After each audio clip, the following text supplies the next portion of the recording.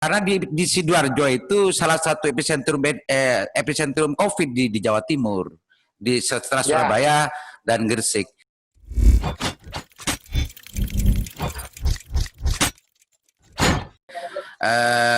Pemirsa Lingkar Jatim, sekarang saya sedang nge-zoom dengan anggota Bawaslu Sidoarjo, nama Jamil, salah satu anggota Bawaslu Sidoarjo, tempat sentralnya pandemi. Bawaslunya di lapangan ya, tentunya akan banyak melihat dan menghadapi persoalan-persoalan yang existing di lapangan terkait dengan desakan untuk penundaan pilkada oleh beberapa ormas besar di Indonesia, PBNU, Muhammadiyah, dan Komnas HAM, dan sekarang banyak lagi ormas-ormas yang lain dan elemen-elemen yang lain ikut mendesak dengan alasan pandemi. Gimana kira-kira tanggapan Pak Komisioner? Bismillahirrahmanirrahim. Baik, saya panggil Mas Aliman ya. Kakandaku si paling sedek. Jadi begini, pertama saya ingin menyampaikan terima kasih dan apresiasi setinggi-tingginya kepada segenap elemen, terutama PBNU, Muhammadiyah, para pemantau pemilu, dan juga para pemerhati-pemerhati dan ormas yang lain. Saya memaknai desakan penundaan itu merupakan bentuk perhatian mereka, terutama terhadap pemilihan kepala daerah ini dan pada umumnya adalah pada kehidupan berbangsa dan bernegara di Indonesia. Namun kami di penyelenggara pemilu, kalau di di Perpu 1 ya yang sudah menjadi undang-undang nomor berapa itu, nomor 6 tahun 2020, itu memang dimungkinkan sebetulnya penundaan pilkada itu dilakukan. Namun demikian, yang memiliki kewenangan untuk menunda adalah KPU, pemerintah, dan DPR di situ. Nah, kemarin setelah ada desakan itu memang para pimpinan-pimpinan di atas sudah berkoordinasi, bertemu, dipimpin oleh Menko Polhukam, ada Mendagri, ada DPR, ada penyelenggara pemilu, semuanya sudah terlibat dalam komunikasi, dan keputusannya adalah tetap dilaksanakan. Akan tetapi dilaksanakan ini sebetulnya dilanjutkan ini jangan dimaknai tidak memperhatikan desakan dari para ormas PBNU, Muhammadiyah, wa ala alihi wa sahbihi tersebut gitu loh. Ya. Tetapi karena memang negara itu tidak bisa melihat dalam satu perspektif saja ya, harus banyak yang kemudian diperhatikan. Keselamatan tentunya tetap menjadi pertimbangan utama dan pertama ya. Selain itu perekonomian itu juga harus diperhatikan, dan kemudian pola-pola komunikasi, sistem ketatanegaraan, kewenangan yang ada di pemerintahan daerah, itu juga harus diperhatikan. Nah, saya begini Pak Komisioner, kalau masalah urusan tentang pada tanggal 21 September kemarin pertemuan Komisi 2 dengan pemerintah termasuk dengan KPU penyelenggara negara memang memutuskan untuk melanjutkan tahapan pilkada yang sedang berjalan, dan itu sudah menjadi keputusan. Nah, yang sekarang sedang viral itu kan seolah-olah memang persis dengan apa yang ditanggapi oleh Pak Komisioner, seolah-olah negara ini mengabaikan terhadap desakan elemen-elemen yang ada itu. Yang saya tanyakan sekarang di Sidoarjo sebagai epicentrum pandemi di Jawa Timur, salah satu ya, bukan itu, kira-kira petugas dan penyelenggara PPK, terus BPS, KPPS dan macamnya tidak menemukan kesulitan nggak untuk melakukan rekrutmen Pak Komisioner? Baik, sebelum saya menjawab itu, Saya ingin mengajukan hak ingkar dulu bahwa saya tidak mengatakan seolah-olah tidak memperhatikan desakan ormas. Tetapi saya mengatakan negara tetap memperhatikan desakan ormas. Tapi dalam bentuk apa? Bentuknya adalah perubahan peraturan perundang-undangan. Nanti nyambung dengan pertanyaan itu. Nah, dalam COVID pemilu dalam keadaan pandemi non alam COVID-19 ini sebetulnya pemerintah dan penyelenggara pemilu sudah mengeluarkan beberapa produk hukum. Ada Undang-Undang 6 2020, Perbawaslu 4 2020, PKPU 6 2020, PKPU 10 perubahan dari PKPU 6 itu, dan yang paling baru adalah PKPU 13 2020. Sebelumnya di PKPU 6, di PKPU 10, Perbawaslu 4, itu memang para penyelenggara itu kesulitan, khususnya Bawaslu. Ketika ada pelanggaran protokol kesehatan yang terjadi dalam pelaksanaan tahapan pemilihan. Itu kesulitan. Kenapa? Terutama pada pendaftaran kemarin itu kesulitan banget itu ya. Karena apa? Aturannya memang belum begitu jelas mengatur, sehingga dalam beritanya itu kan saling lempar tanggung jawab. Itu ada yang mengatakan ini tanggung jawabnya Bawaslu, KPU, halo, sebagainya. Ya.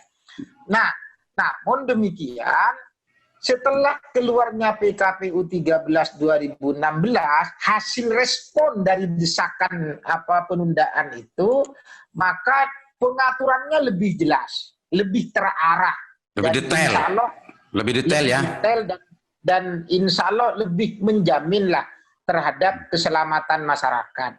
Saya berpikir begini, kalau hal-hal yang lain di kepemiluan itu bisa dilaksanakan dengan protokol kesehatan, kenapa dalam pemilihan ini tidak? Saya pernah dulu itu waktu di pesantren diajari tentang usul fiqh. Nanti kalau keliru itu saya dikoreksi, kakandaku tersayang. Kalau nggak salah begini, ma la yudroku kullu la tudroku kullu. Salah ya? Mabni majhul apa mabni maklum?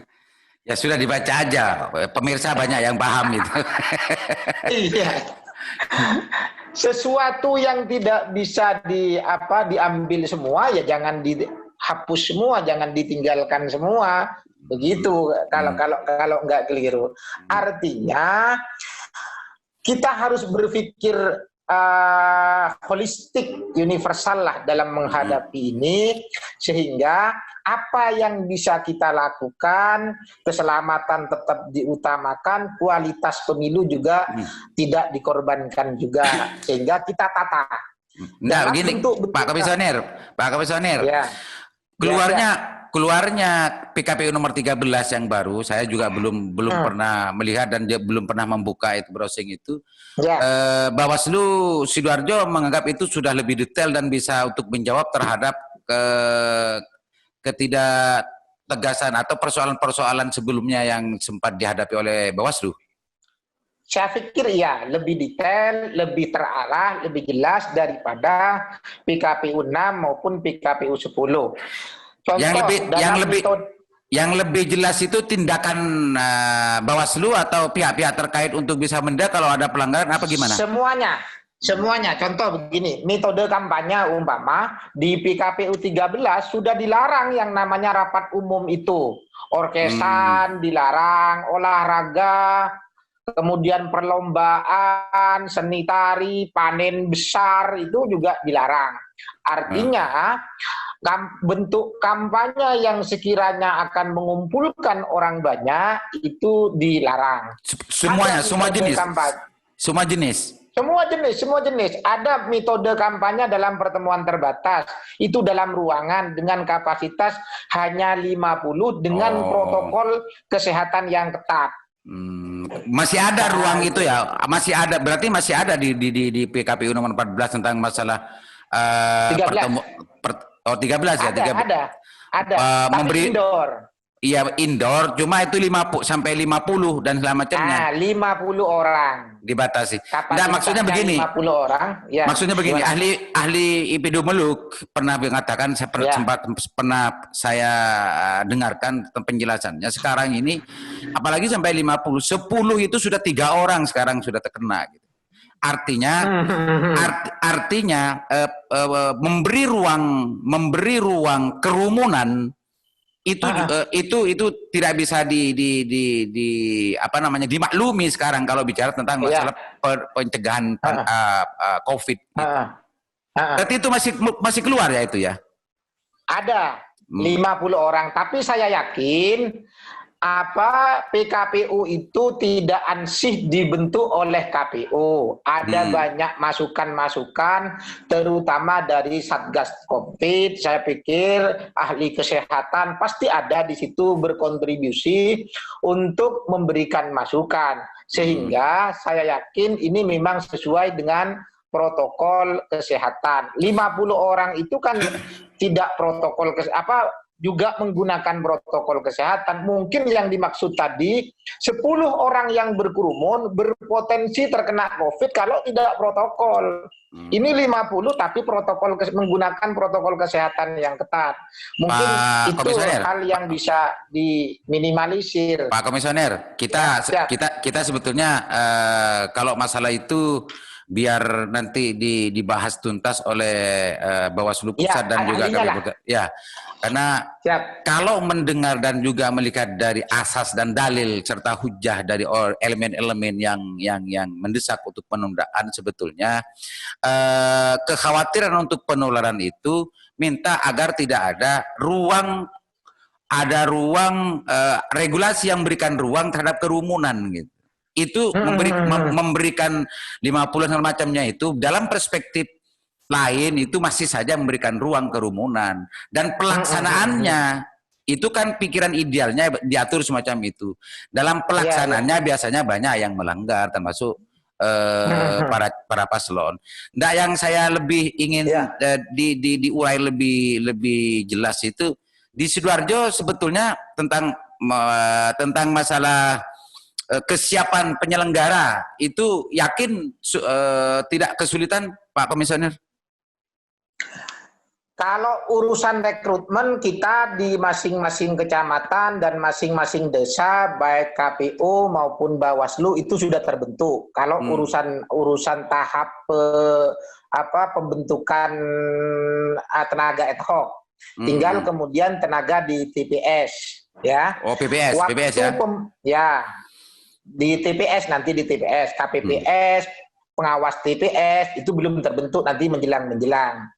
Waktu pembentukan Panwascam, kemudian PPK kemarin ya memang agak menemukan kesulitan terutama di sisi KPU karena harus menggunakan rapid dulu.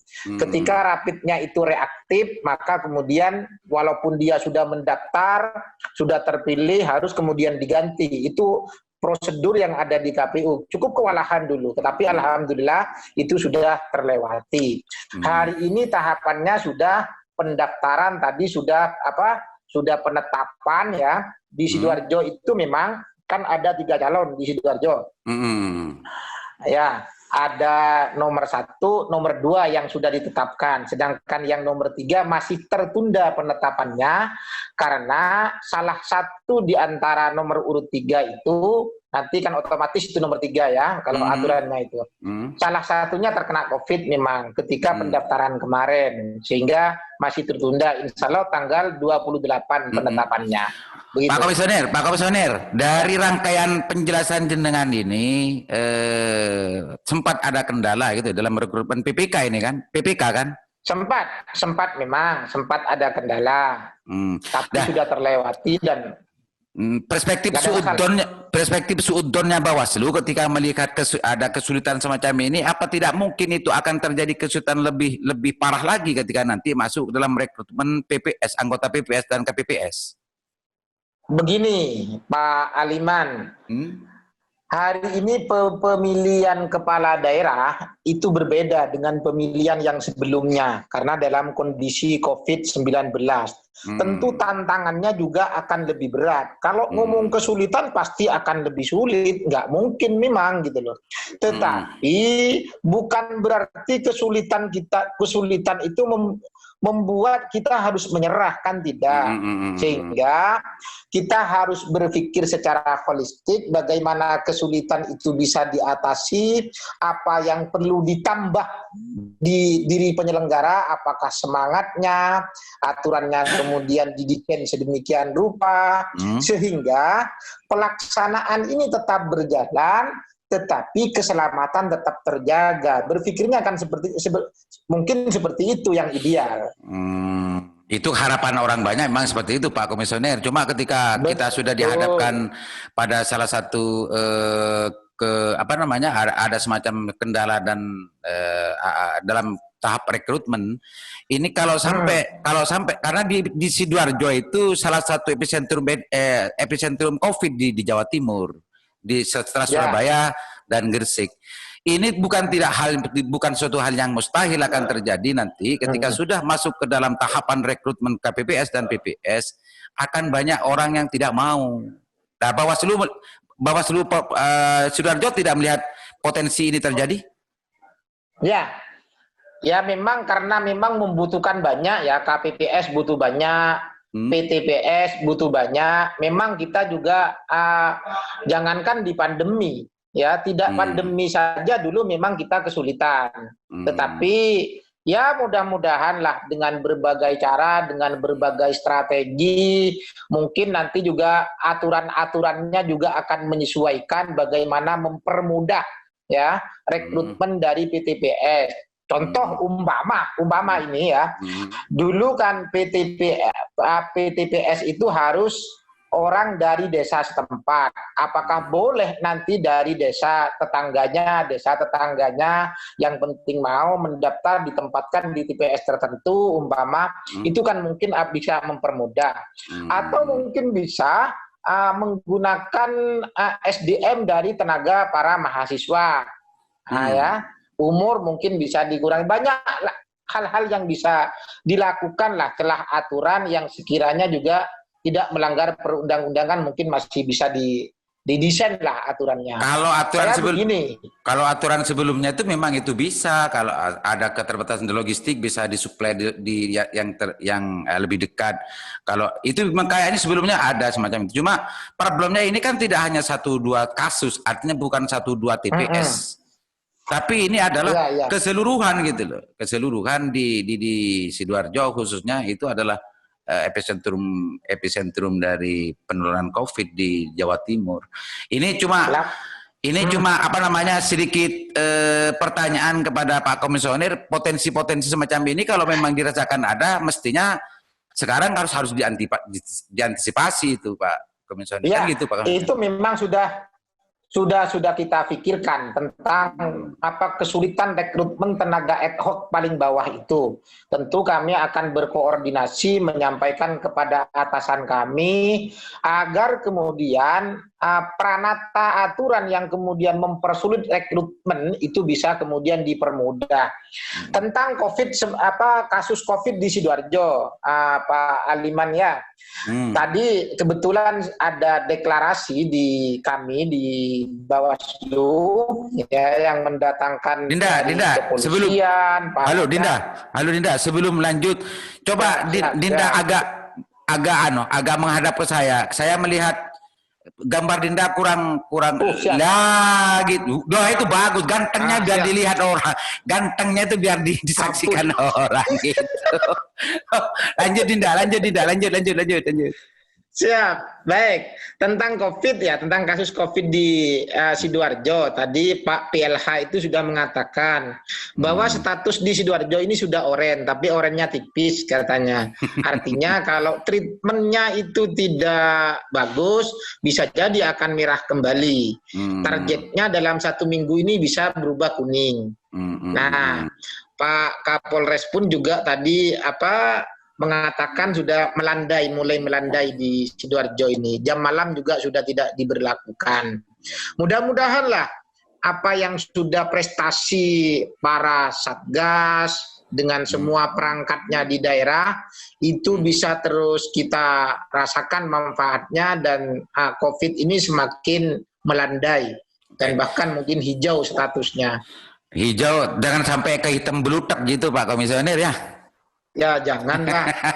Pak Komisioner, saya sudah beberapa putaran sudah menanyakan tentang masalah kondisi existing di Sidoarjo dan memang ada semacam sensitivitas dari Pak Komisioner, memang potensi-potensi itu bisa saja terjadi meskipun itu akan diantisipasi dengan hal-hal yang bisa saya dilakukan. Saya tidak menafikan itu. Saya tidak menafikan itu. Ya. Selanjutnya gini Pak Komisioner, karena saya tahu dan kenal Pak Komisioner ini kan tidak hanya jadi Bawaslu, juga orang praktisi hukum, bahkan sekarang sebelumnya kan menjadi dosen dan di salah satu perguruan tinggi di Surabaya. Ini buang kapasitas Bawaslu Sidoarjo, buang dulu ya. Pertanyaan yang ketiga ini. Pertanyaan yang terakhir. Yang ketiga ini. Ampun. Dalam sikap yang diserukan oleh PBNU ada tiga poin. Yang pertama minta penundaan, yang kedua adalah merealokasi anggaran pilkada serentak ini kepada penanganan COVID. Yang ketiga adalah minta kepada pemerintah untuk menjadikan momentum mengevaluasi kembali pilkada langsung, sistem pilkada langsung yang sudah dilakukan beberapa periode sekarang ini. Dan itu juga berdasarkan hasil muktamar tahun 2012 yang dijadikan dasar hujah oleh PBNU. Apalagi Pak Komisioner, menurut penjelasan dari Ketua PBNU bahwa yang diperintahkan konstitusi itu yang pemilihan langsung hanya presiden dan wakil presiden. Kalau yang gubernur bupati itu hanya konstitusi kita hanya mengatakan itu dipilih secara demokratis begitu. Gimana? Ini kapasitasnya bukan Bawaslu ya, tapi praktisi hukum. silakan Dinda. Jadi begini, kalau perdebatan antara langsung atau tidak langsung, biar itu diperdebatkan min plusnya oleh para akademisi saja, itu oleh para pengamat, oleh para akademisi, karena memang tidak akan mungkin selesai mempertimbangkan min plus antara langsung atau tidak langsung, baik dari sisi hukum maupun dari sisi manfaat mudorotnya, itu nggak akan mungkin selesai. Akan tetapi hari ini adalah undang-undang kita menentukan pilkada itu sebetulnya bukan pilkada ya, tapi pemilihan gubernur bukan. Kalau kepala daerah itu berarti fungsinya hanya fungsi desentralisasi, fungsi mengepalai daerah. Padahal gubernur itu tidak hanya fungsi kepala daerah, tapi fungsi wakil pemerintah pusat. Bupati juga tidak hanya kepala daerah, tapi wakil pemerintah pusat. Ada dekonsentrasi dan midebewin. Sehingga dalam undang-undang pilkada itu tidak ada istilah pilkada, tapi pemilihan gubernur. Sekarang lebih fokus kepada kemungkinan besar tentang masalah ajakan PBNU itu mengevaluasi kembali sistem pemilu kada. Ini yang saya tanyakan, ini bukan Bawaslu, bukan Bawaslu, tapi orang yang belajar di hukum gitu. Nah, makanya secara konstitusi kan sudah selesai. Mahkamah Konstitusi juga sudah tidak mempersoalkan pemilihan langsung secara konstitusi. Undang-undangnya sudah menentukan pemilihan secara langsung. Ya sudah, apa yang ada di undang-undang itu kita laksanakan saja. Karena di pasal 18 Undang-Undang Dasar menyatakan bahwa gubernur, bupati itu dipilih secara demokratis.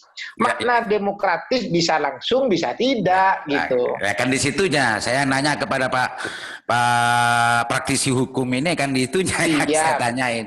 Oke. Urusan min plusnya biar pengamat yang lain lah. Oke Pak Komisioner dan praktisi hukum, barangkali ada hal-hal yang lebih penting lagi yang belum disampaikan, silakan sampaikan sebelum saya tutup. Baik, terima kasih. Saya juga mengucapkan terima kasih diundang di channel Sanrasan ini ya. Sebagai closing statement saya mungkin ingin berseru kepada teman-teman saya, kolega saya di penyelenggara pemilu, khususnya di Bawaslu, bahwa memang pemilihan hari ini berbeda dengan pemilihan yang sebelumnya. Kalau di hukum tata negara itu ada istilah state nudre, yaitu negara dalam keadaan abnormal atau tidak normal.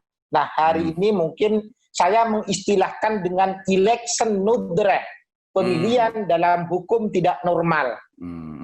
Nah, karena hukumnya tidak normal, jangan kemudian kita terlalu berpikir normatif bahwa PKPU ini bertentangan dengan undang-undang, umpama ini bertentangan dengan ini. Jangan terlalu teoritis normatif seperti itu.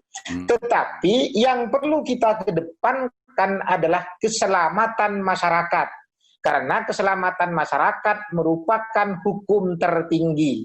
Kalau ada kasus umpama PKPU bertentangan dengan undang-undang, sedangkan undang-undangnya bertentangan dengan keselamatan masyarakat, maka yang perlu dipilih adalah PKPU-nya itu menurut saya. Ya, kalau bahasanya Pak Aliman mungkin apa istilahnya itu maqasidus syar'ihnya adalah pada keselamatan manusia itu. Kalau dihukum bukan maqasidus syar'i, tapi dul matakhed, bukan rek matakhed ataupun wet matakhed yang perlu kita utamakan, tapi dul matakhed. Dul matakhed hukum itu sendiri. Maqasidus syar'i itu bahasa pesantrennya kan gitu. Oke, terima kasih Dindaku. Itu yang harus diutamakan begitu. Terima kasih Dindaku tercinta, mudah-mudahan ini bermanfaat. Selamat bertugas di Sidoarjo. Mudah-mudahan apa yang dikhawatirkan tidak terjadi. Meskipun terjadi masih ada menemukan solusi yang bisa menyelesaikan semua tahapan pilkada. Demikian, Assalamualaikum warahmatullahi wabarakatuh. Waalaikumsalam warahmatullahi wabarakatuh.